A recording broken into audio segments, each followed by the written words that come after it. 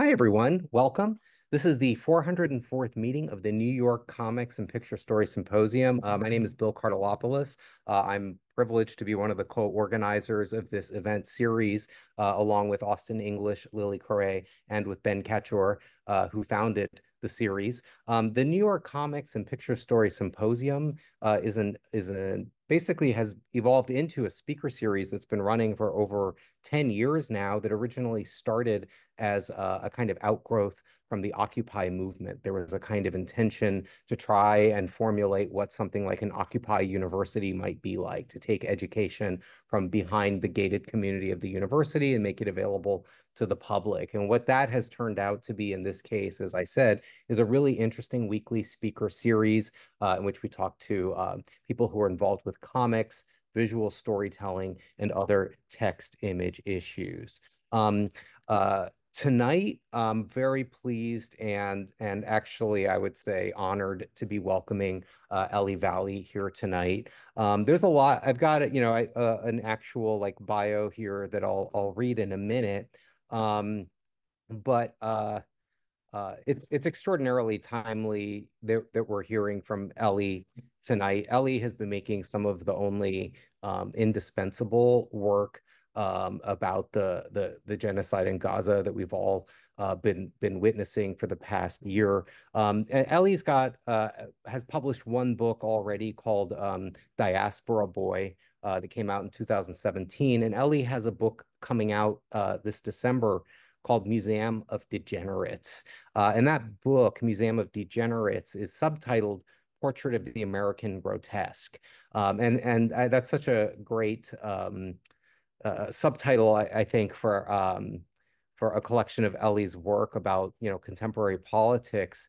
And I was thinking about earlier today about the grotesque and how it functions in Eli's work, particularly, some of the work Eli's been making lately about what's been happening in Gaza. And a lot of that work, I think, has been really insightful and impactful and necessary. And what I think is really striking about it and really, I think successful and impactful about it is that Eli does show us the grotesque. And I think what Eli's in some of the recent pieces that have really stuck with me, what Eli has done is to kind of juxtapose the invisible grotesque with the visible grotesque. The invisible, the invisible grotesque is, for example, an American politician claiming they're trying to stop a genocide while arming the genocide, or, you know, taking a question on that and pivoting to talking about the price of groceries, and those are grotesque things,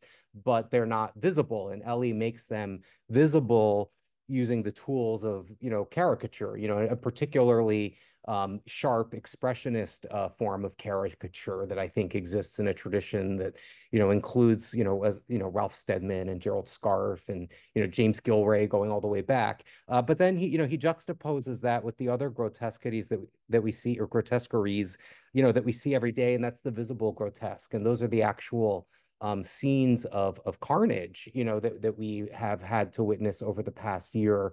And those don't require any exaggeration. They're already grotesque, and in a way, I mean, I feel like Eli, I mean, these are images often that you're referring to that in your work that we've seen before, and they're images that really often, when we see them, they just kind of send us into sadness and despair. But by making that connection, with the invisible grotesque, I mean, what you're really doing is making a connection to the kind of indelible link between those two things, and how the invisible grotesque kind of runs cover for or actually enacts the visible grotesque, and then that, I think, that helps pull us out of sadness and towards, you know, analysis, anger, action, things that are more proactive and that maybe orient us towards the real sources of the grotesqueries that, we've unfortunately all had to witness. So anyway, that's the thing I wanted to say as I've been thinking about your work over the last couple of days. Now, here's a proper bio. Eli Valley has contributed to many publications, including Jewish Currents, to which I think you currently contribute. Is that correct? I definitely do, yeah. Definitely current contributor to the foreword, to the book, The Chapo Guide to Revolution, Best American Comics 2017 that we worked together on several years ago. His comics collection, Diaspora Boy Comics on Crisis in America and Israel, is currently available from OR Books. And the new book museum of Degenerates, Portraits of the American Grotesque, will be published this fall in December, technically. Great. Okay, so with that, please join me in welcoming Eli Valley, and I will stay up here for a second to help get the technology going. Hey, what's up? Great to be here. Wait, let me just make sure. Sorry, it might be a little bit. Okay, looks good. First of all, thank you for having me, Ben, Bill, and Austin, and Lily, and everyone who has helped make this possible. Appreciate it so much. This is actually a QR code for Palestinian Children's Relief Fund. So I hope that works and it's not like Bill's personal Venmo. Yeah, okay. So thanks for being here. Hello. A couple late showers. We always know we are not looking for apologies. We are happy that you're here. Okay, so I used to talk about my family a lot. Some of my family's on the Zoom, I think. And that's like old stuff. And I don't want to do the old stuff. I want to do some new stuff. And I'm old now, actually. And, it's kind of cliche to be like, oh, look at my childhood trauma. I just wanted to, basically, at this point in my life, all I do is collect maps, buy shit on eBay, and draw pictures. And so this presentation is that, essentially. Maps and eBay purchases, essentially. But I was really excited for this opportunity to do this in New York. I'm a little bit disappointed that some of the New Yorkers are not in this room and they're on Zoom instead. But I hope that you will go to these locations that I've shown you on these little maps that I've collected. By the way, I'm not entirely sure, but I think I'll keep these. I have these like reading glasses. I'm that old. And I use them for drawing, and this distance to the computer could be good. But anyway, let's talk about maps. We are in the heart of it all. Check this out. That's us, the red dot, Fifth Avenue below 14th Street. Us is Union Square, right above us. And just 2 blocks north of us, for those of us in this room, is the 19th century Judge Building, which housed Judge Magazine, a home of satire and cartoons from back in the day. That's how it used to look. And just a dozen blocks away from us, what if I move this thing? I don't know what this is. Is the 19th century Puck Building with Shakespeare's Puck above the door, and named after Puck Magazine, an earlier rival magazine of satire and cartoons. Today, these are among the more expensive properties in New York. And as we know, New York's fanciest buildings are owned by mobsters, tyrants, oligarchs, Russian, Saudi crooks. In the case of the Puck Building, literally the Kushner crime syndicate. Here it is on their website with all these nefarious tenants, including the notoriously anti-labor REI. I don't know if it's pronounced Rye or Ray because I'm not a camper, but apparently the Sporting Goods Emporium. I say it's to impress upon you, first of all, that these buildings should be restituted to us, the cartooning community, and also to emphasize the impact that newspaper, pulp, and cartoon art once had. What happened? Nothing you need to do. I just wanted to let that person into the Zoom. Oh, really? That's happening? Somebody, yeah. Oh, I didn't realize that was going to keep happening. Yeah. Let me just admit that person in from the waiting room. Okay. One sec. Where's my cursor? You might have to do it on this computer, not there. Oh. All right. Well, I think, okay. Maybe they can borrow someone else's phone or something. Yeah. I don't know. Well, I'm sorry. All right. I wish there was another way we can do it. Don't worry about it. If you can log in on a separate? Okay. So where were we? Talking about newspapers, I think? Cartoons? Wait. Yes, exactly. This stuff down here, can I get rid of it somehow? Sorry. Zoomers. Wait, down here. I don't know. Can I get that off the screen? Yep. Oops. Let me get the cursor again, though. Where'd it go? Here we go.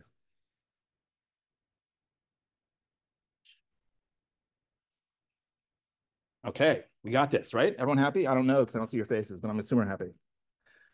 Oh, wow. Didn't mean to show you that so quickly, but of course, they were also wildly racist, nativist, and anti-Semitic, and we're going to talk about the latter here. They pioneered this genre in the late 19th century in dozens of cartoons. What if Jews took over New York? They were reacting to the large wave of Eastern European Jewish immigration starting in the 1880s. And I want to talk about this one because it's fascinating, it's relevant, and my first eBay purchase. I don't know if Zoomers can see this, but this is Judge Magazine, 1892.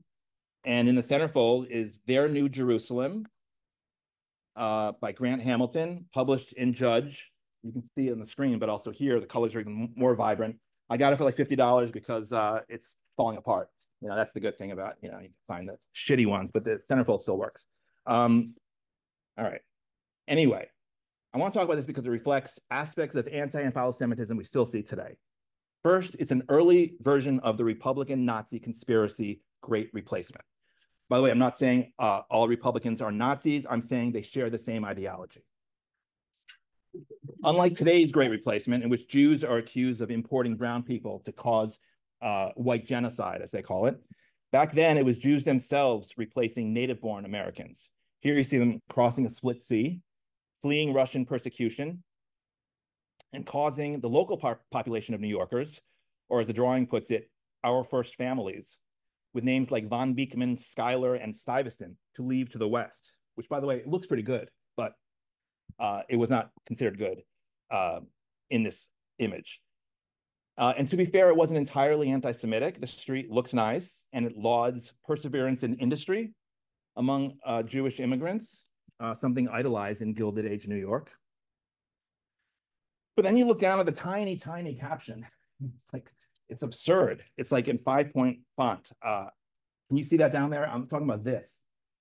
And for the Zoomers, let's see, this is going to be like $25 soon because of tearing it up here, but it's that tiny caption on the bottom there.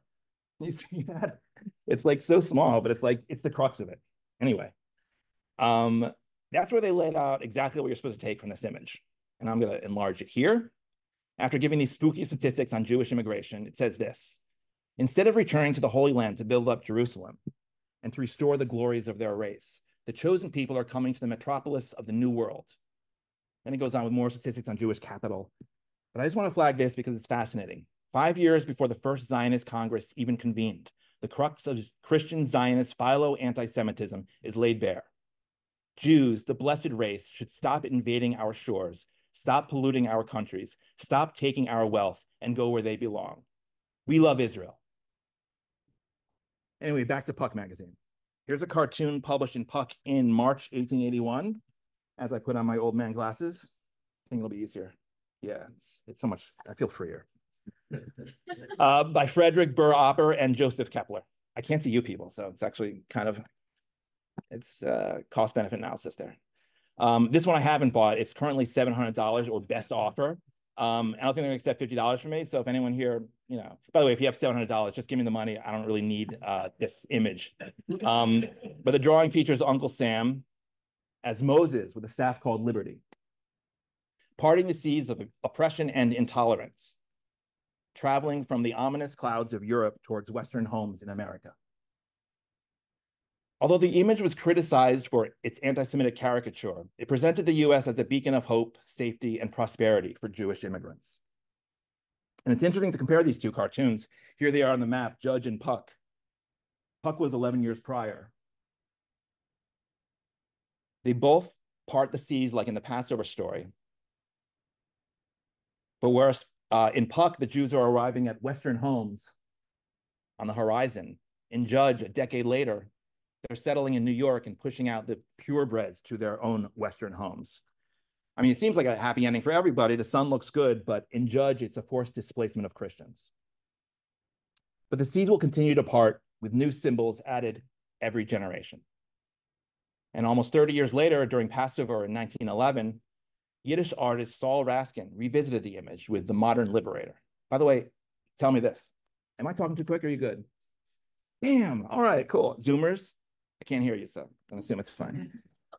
Like, so my mom's gonna tell me tomorrow, you're really talking too quick. All right.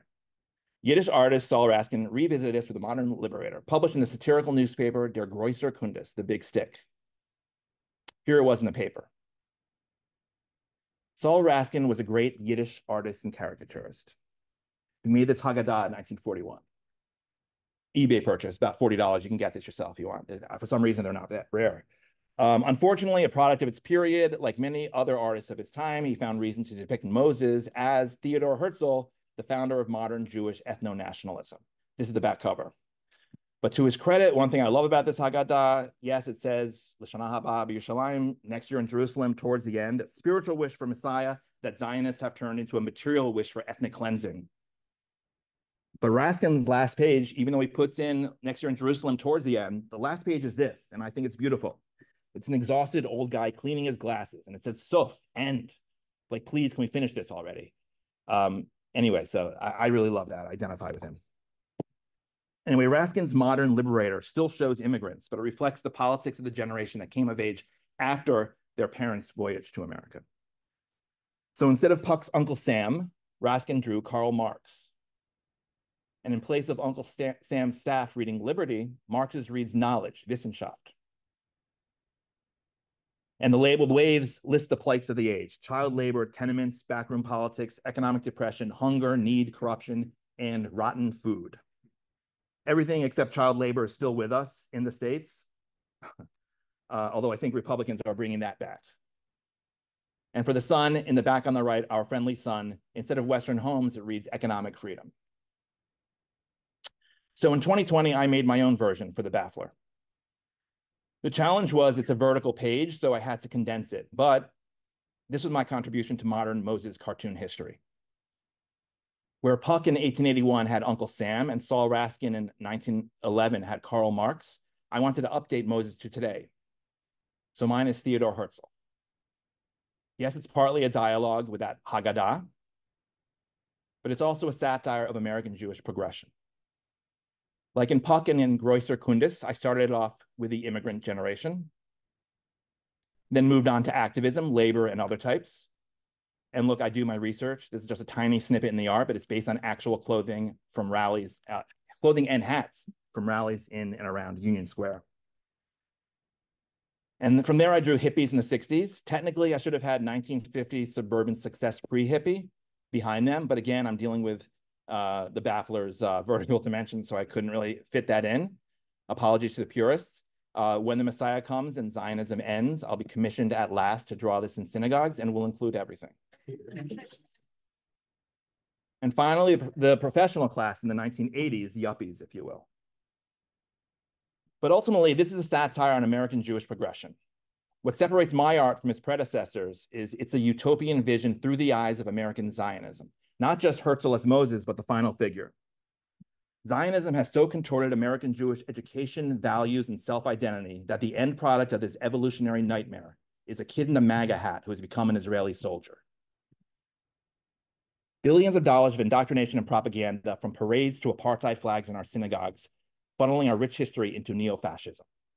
Thankfully, individually, we've mostly resisted the MAGA Nazi allure, but institutionally, our organizations have crumbled. As we saw this week when the ADL, which calls anti-genocide Jews terrorists akin to Nazis and calls anti-genocide rallies Nazi rallies, refused to identify the source of the fascist rally at Madison Square Garden. This drawing was from 2020, but it took on greater relevance this year after Josh Shapiro, the governor of Pennsylvania, went on CNN to lie about anti-genocide protesters, saying they were targeting Jews, and then compare them to the KKK. And then during the Veepsakes, it came out that when he was a student in Rochester in 1993, during the Oslo Accords, Shapiro wrote this opinion piece. By the way, during the Oslo Accords, basically almost every liberal Zionist in the US was head over heels with the possibility of peace. So to be writing this, you had to be on a certain fringe, on a certain level, let's say. Arguing that Palestinians will not coexist peacefully because they are too battle-minded. Smarmy to his core, when confronted this summer, Shapiro didn't apologize or say his views changed. He just said, I was 20. But that last paragraph of the piece was the crux. Excuse me, a past volunteer in the Israeli army? And the credit line. It's funny because as a college kid, he was trying to pump himself up as, oh, I'm a soldier. But then in the Veepstakes, his surrogates insisted it was only service projects on an Israeli army base. Regardless, given the massive attacks on his critics, including Jewish critics as anti-Semites, I drew this. To everybody who knocked on doors for Bernie Sanders, if you don't like my uniform, you hate Jews and you're in the Klan. So this comic, updated to 2024, is this, The American Jewish Nightmare. Anyway, this is a long way of saying that a lot of my comics are dialogues with comics history. And do a little book plug here. This is the way this spread looks in the book. All right, back to the map. A couple blocks south of the Puck building is the building that housed EC Comics in the 1950s. Most famously, they made Mad Comics. Unlike Puck and Judge, they didn't print anti-Semitic stuff. In fact, they were largely Jewish writers and artists, a generation or two after Saul Raskin's Yiddish generation. But they still managed to throw Yiddish in. Here's Ganas, meaning thieves, from the first issue of Mad. But their comic Impact #1, published in 1955, featured one of the first American comics to grapple with the Holocaust. Drawn by the legendary Bernie Krigstein, who was not only a groundbreaking sequential artist, but an activist who sought to create the first comic book artists union. Meeting blocks away from us on 16th Street and 3rd Avenue. Boom, right there. Maps. Attracting solidarity with free beer. Here's a drawing Krigstein did of a striking worker. And here is Master Race, now selling for $900,000. The original art, of course. Master Race told the story of a German Nazi who emigrates to New York City after the war, and it happens on a former concentration camp guard on the subway. The narrative explores accountability, retribution, and justice in the wake of crimes against humanity. So in the fall of 2020, Stephen Miller, the most visible Nazi in the Trump administration, came down with COVID. Here are two earlier. These were not quick. Stephen Miller drawings. It's anti-Semitic to call my Jew a Nazi. And how can I possibly be an anti-Semite? My greatest protege is a Jew. This is like a diptych after the SPLC expose came out, revealing his Nazi affinities and activism in 2019. Throughout the Trump years, Stephen Miller was obsessed with using disease to bar non-white immigrants and refugees from the United States, generating Nazi-like reports on infections to demonize refugees. When COVID came, he had his opportunity to deny children due process on the grounds they carried disease. So I drew this comic, a wish comic, that he would fucking die when COVID struck. This is not my favorite comic, not because of the death wish, but because it's 4 panels.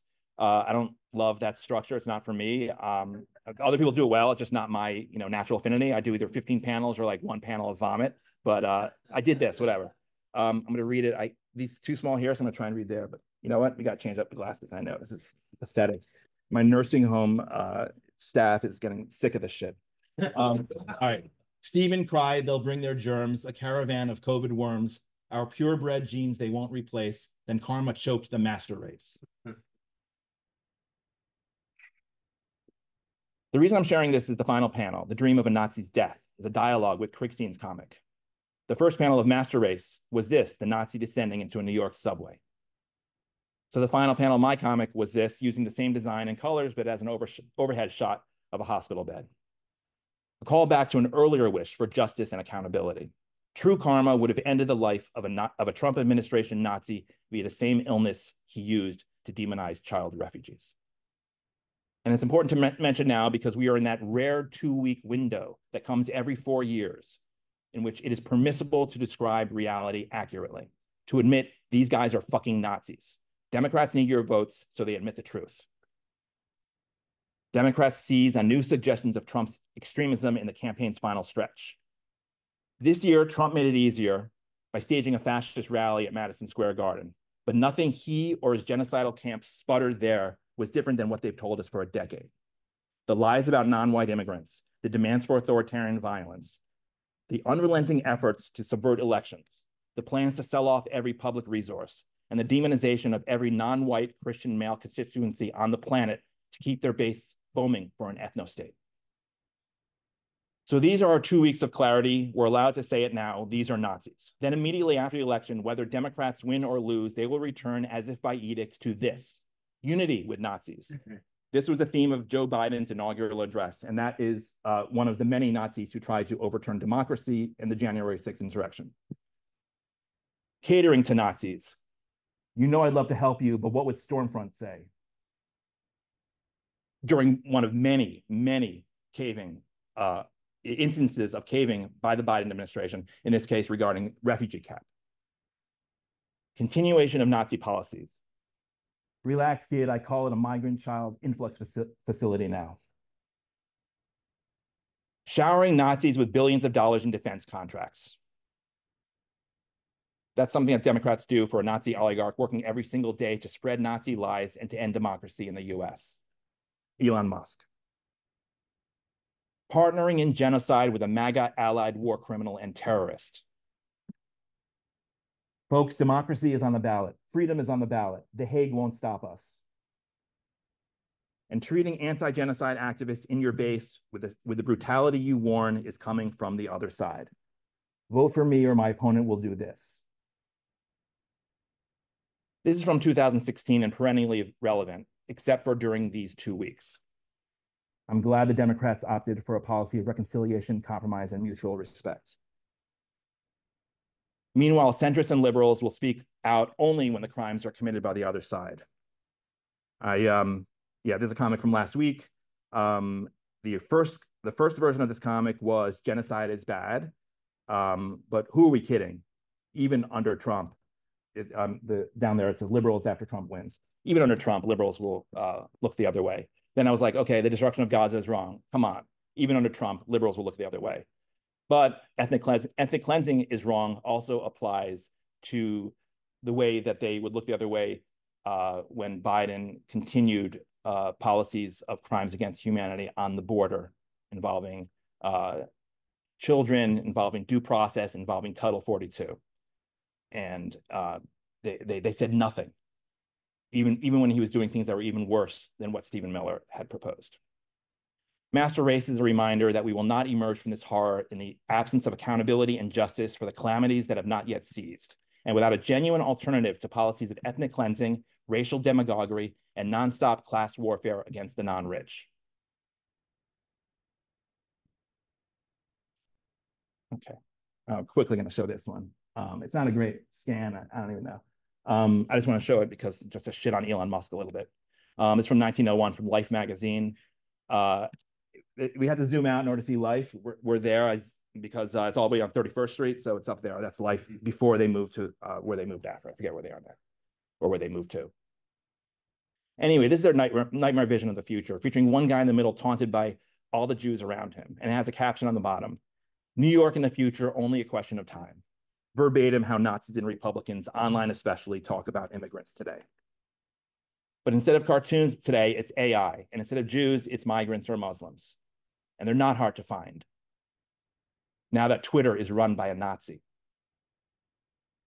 Is this the future you want for your daughters and granddaughters? Same message, only a matter of time, only a question of time. Anyway, here I only want to mention that it's so anti-Semitic that even the dogs are drawn as Jewish stereotypes. All right, here's another old cartoon from Life, also from Life in 1910, warning of Jews taking over New York. This thing is very artistically intricate. I think this one is like $75 online, but I didn't, whatever. It's by Harrison Cady. Do you know who this is? He's a great artist, except also problematic, let's be honest. He's a precursor to the great Will Elder with all the details, the line work. I mean, just really incredible. But this is the fantasy of what New York will look like once Jews take over. Sorry. This is Will Elder, Bill Elder, you can see right there, B. Elder, who did Gonifs back in the day. But anti-Semitic, as I said. Here are the pure Americans giving the keys to the city to a Jew. They're the last Americans, and they seem to have a slave there with them as well. But first, I just want to mention that the smoke from the chimneys when Jews run New York, there are two types of smoke. There are dollar signs, and there are noses, literal noses. That is 1910 view of the dystopia when Jews take over. But mainly, I want to draw attention to this, a common anti-Semitic stereotype: the Jew as ballerina, playing with gender and or emasculating Jewish men. Whoa. I want to talk briefly about some historic Jewish attitudes towards masculine physical force, specifically military force. Okay. Yeah, sorry. Okay. Okay. And the way, sorry about that. And the way in the last century until this very moment, Jewish ethno-nationalists have attempted awkwardly, to put it mildly, horrifically, to put it more strongly, to change that, maybe revealing a bit about themselves and their ideology in the process. This is from a Zionist gymnastics journal from 1904. And we can do this by looking at Jewish art in the Haggadah, specifically illustrations of the four sons. The four sons is part of the Exodus story in which there are four, it used to be sons, now it's children, but back in the day it was always sons. The wise son, the wicked son, the simple son, and the son who does not know how to ask. This is Leon Israel or Lola, one of my favorite Yiddish artists from 1920. Look at how Lola depicted the wicked child as a boxer. This was a tradition. For centuries, Haggadahs would associate the wicked child with violence and with military force, literally illustrating him as a soldier. Prague Haggadah from 1526, the first one to use woodcut illustrations. See in the upper right? You're drawing, I don't want to move because you're drawing the screen. Is that cool? Okay. The wicked child as a soldier. It arose partly from Jewish experience at the hands of armies, but also I think it's a reminder of the teachings of Passover, against Pharaoh, against violence, against militarism, against empire, updated to today against ethnic cleansing. And so the Amsterdam Haggadah from 1712, second from the right, soldier balancing himself, Rasha, wicked. A Haggadah from Hamburg in 1739 has the wicked son like a model flaunting himself in the center there, but also dressed as a soldier. Another Amsterdam Haggadah around the same time, model after the first one. This is 20th century Jacob Steinhardt in Berlin, 1921. Wicked son is a Prussian soldier with a spiked helmet. Saul Raskin, the Haggadah I showed earlier. Herzl was on the back cover, but still the wicked son on the upper left there is a warrior. The idea was militarism and empire are anathema to Jewish values. They are wicked. You know where this is going. Then Israel came. Not only was the wicked child as soldiers slowly, not in every case, but generally abandoned, but the new state and its ideology flipped it on its head. Soldiers are now the height of Jewish virtue. Here's Herzl himself leading a table of soldiers. Here's a Haggadah from 1948, literally toasting the army and depicting militia members. Another Israeli Haggadah with a soldier with a love interest and a bunch of fighter jets and paratroopers illustrating a whimsical song. Echad mi yodea, is that? Yeah. A whimsical song that has no relation to fighter jets or paratroopers. And here's my recent favorite, whatever the hell this is.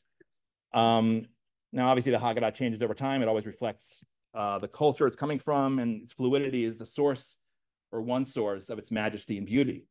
And there is room in Judaism for multiple variations in values and interpretations. You know, there are fascistic interpretations and there are non-fascistic interpretations.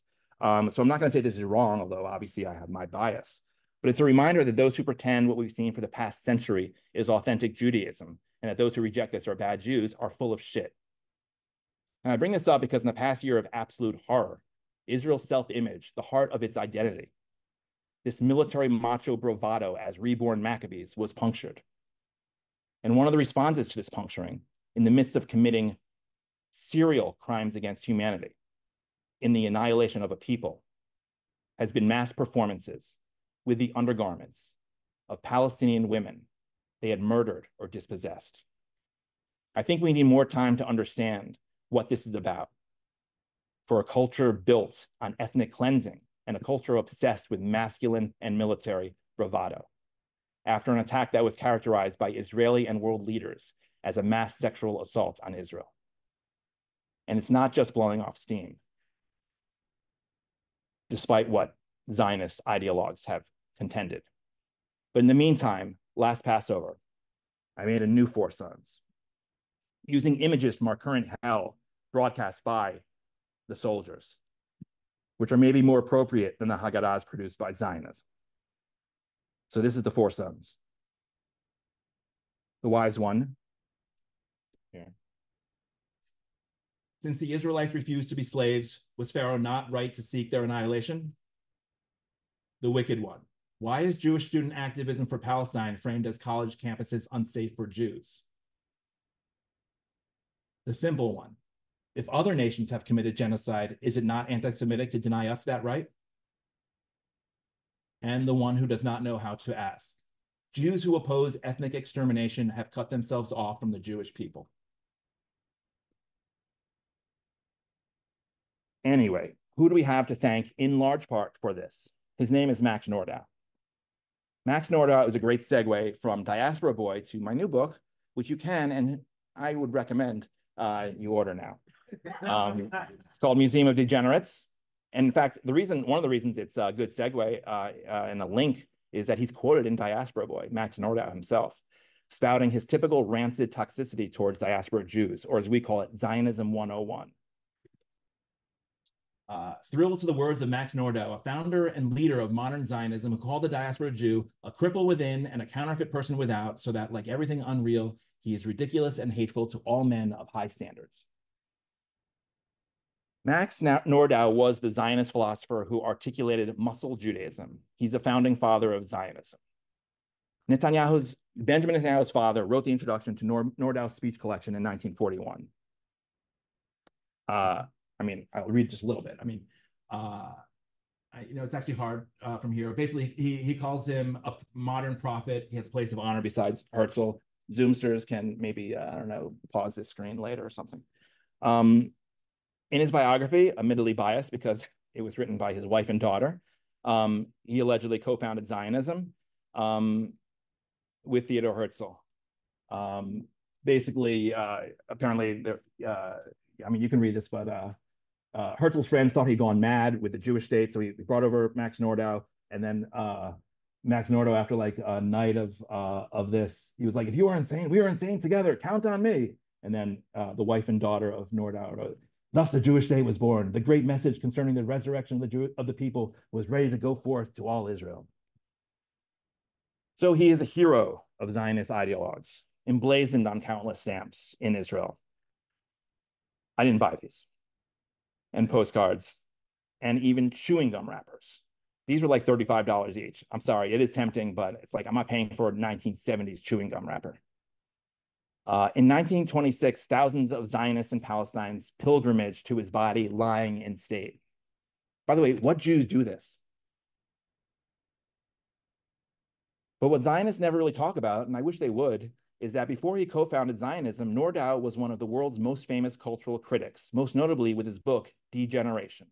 This is the English version. Nordau dedicated Degeneration to his mentor, the Italian phrenologist Cesare, I don't know how to pronounce it, I'm not Italian, but Lombroso. I love doing that though.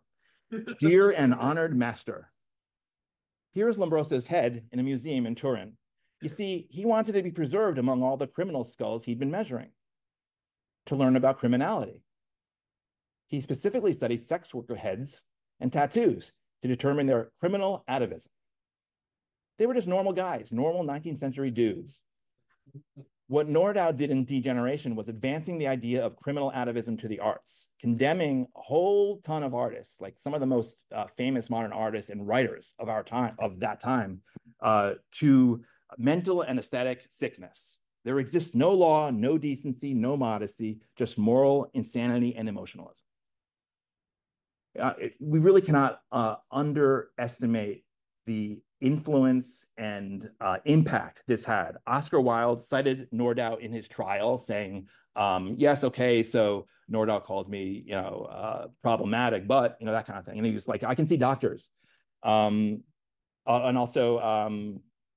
Zola actually said that because he put Zola in the camp too. Zola said he would go for checkups to prove that he's not degenerate.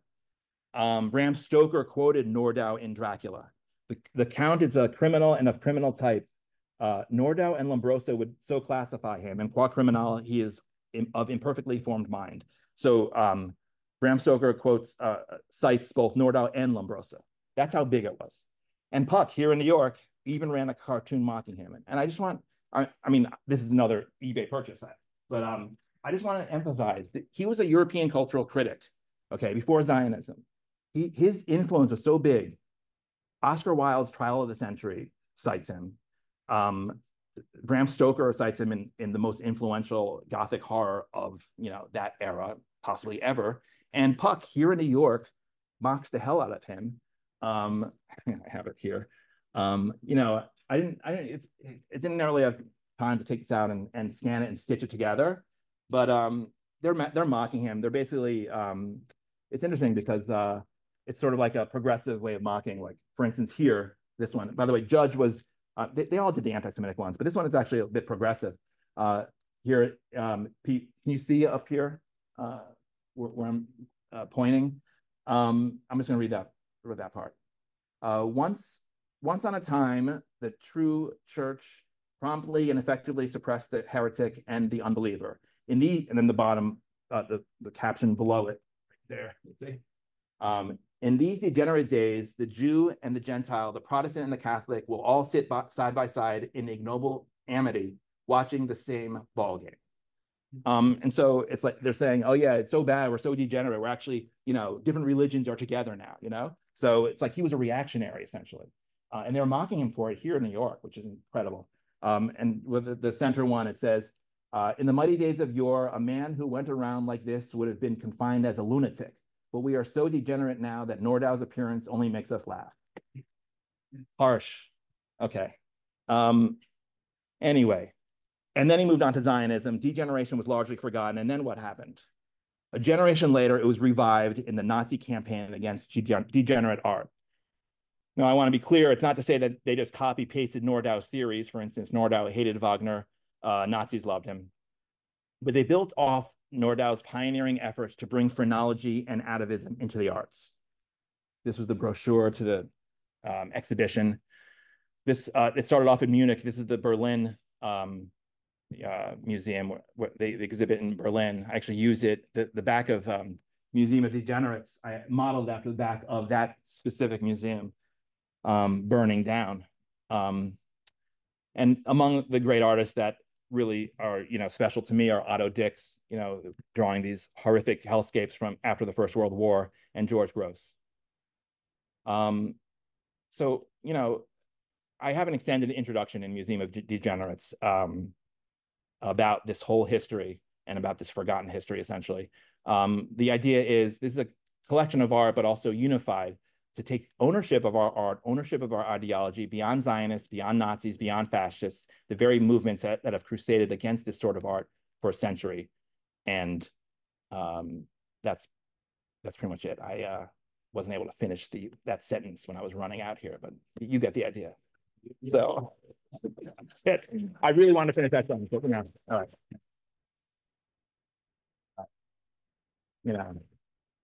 It was like 6:20. I'm like, and I literally have and here, but I appreciate it. Yeah. We good? Okay, let's see. Now, first of all, as we could take some questions, does anyone in the audience? Now, there's somebody over there with a question. Go ahead. Hi. Thank you. We just got some eBay hacks, so I don't think we need to kind of summarize that. I don't know if you could hear that or not. Can I hear this? Yeah, of course. Let's see. Does anybody else in the audience have a question, comment, or research tip, eBay hack, anything along those lines? Does anybody on the Zoom call want to ask a question? You could either raise your hand virtually and unmute, or if you wanted to type something in the chat. I do have the chat window open here. Does anybody have a question for Eli while he's here with us this evening? Oh, there's someone. Okay, yes, Bob. That was really a great talk. I'm curious how long you've been compiling all this. This isn't your first book, obviously, but I'm assuming you've been sort of gathering all of this reference and all these materials for years. Like, I'm curious how you got to the point where you were ready to present it. Let me repeat the question for anyone who didn't hear. The question was Bob Sikoriak asking Eli how long he's been collecting this type of research material and what kind of started that. I just want to know what are you referring to specifically? The Museum of Degenerates and Max Nordau stuff, or like maps? Oh, I guess it seems that I haven't read the book yet, but it seems like the thesis of the book is based around this one path. I'm just curious, okay, if you this has been like a casual collection of yours for years, or if you walked into this guy recently and just kind of pulled it all together. So up and down over the years, I actually wrote an essay for Jewish Currents after Stanford University tried to block me from speaking thanks to some really horrible people, Zionists, of course, and Nazis. Like often they work together, and that was a a disturbing experience. And then I was just like looking into it some more, and I don't know. I don't remember what exactly triggered it all. I mean, I always knew that Nordau had some weird shit going on before Zionism, but I didn't know the extent of it until I just started, going into JSTOR and stuff. And I need to think about that some more, because it's like this book itself, I'm sometimes afraid to look at earlier drafts of the cover, for instance, or the introduction, because it's like years in the making. And it's like now that it's coming out, it's like, oh, books, they just take, 6 months to a year. This is like several years, aside from the fact that comics are over the course of 8 years. And so I would need to look at it again so it's like it was ebbing and flowing. But then as I started working on this and deciding that Museum of Degenerates was a good sort of focus for all the art, I went into it full throttle, and that was probably like 2 years ago. Yeah, I only found this insanely in the past 6 months. I just couldn't believe it, actually. I mean, I knew that Nordau was huge in Europe, but to have him in Puck here, I mean, it might have been reproduced there too, but still, this was for the New York readership. Thank you. Yes. Big fan, love Diaspora Boy. Band on the first floor of my parents' house for a little while. It's great. I wanted to ask, when is Museum of Degenerates coming out? Wow, that's such a great non-planted question. Well, the official publication date is February, but it should be available in December. The way this works, I think they want to. I mean, it was delayed a little bit, but they wanted to sell directly prior to availability with the official, bookstore availability, I guess. But so if you order now, you'll get it in December. That's the idea. It's heading to the press now. But well, that's what I've been telling. That's what. Yes. I'm like 90% sure that's going to happen, but I've been working so hard on this, I haven't been able to. Well, it's 25th. I know. Trust me, I've been looking at that compulsively. But it's still a little bit touch and go. It takes 6 weeks to print, and it's like heading to them now, and a couple people are off. Yeah, the 8th night, exactly. And I should say that ordering should be directly from OR Books. Yeah, it's the best way. Okay. Or Books. Yeah, I don't have a QR is for something else, but Or Books. Look it up. Orbooks.com. Eli Valley Museum. I think you can figure it out. I mean, I hope you can. Yeah. What else we got? Anyone else have a question?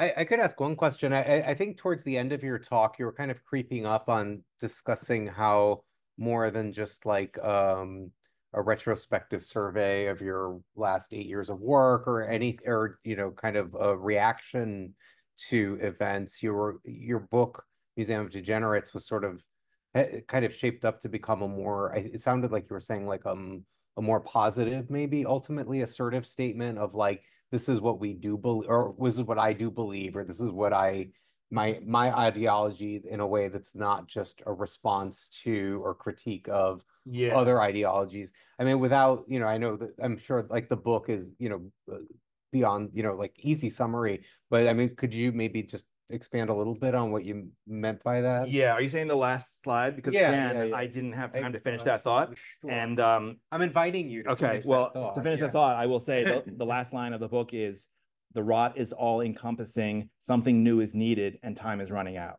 So not that happy, forward looking in that regard. But I'm, I mean, I can say that, through art, we can find new, vistas of appreciation and expression and that kind of thing. I can do that, get a little fun stuff. Okay. But generally things are dark. This election is a period of disgust, actual revulsion, right?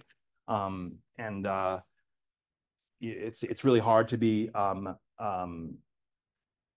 happy at this moment, basically.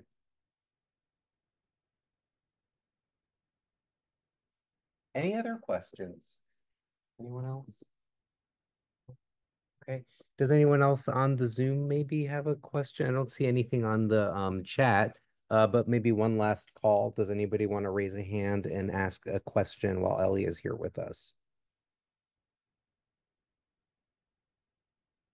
Okay, I guess not. So I think if that's the case, then I'll just take a moment now to just briefly say, first of all, thanks very much to Ellie for being here. Let's give him a great big round of applause. That was an incredible presentation. We still have a few more sessions this season in the New York Comics and Picture Story Symposium. Next week, we will be hearing from this should be really interesting. A Taiwanese comics publisher, Peishan Wang, who's going to talk about their publishing company, Slow Work Publishing, and basically the introduction of graphic novels into Asia. And that's going to be moderated by Lim Cheng Tu, whose name I hope I haven't mispronounced. So that should be another fascinating edition of the New York Comics and Picture Story Symposium. And once again, thanks to everyone for being here tonight. And thank you to Ellie for that incredible presentation. Thank you again. Have a good night, everyone. Thank you. Thank you.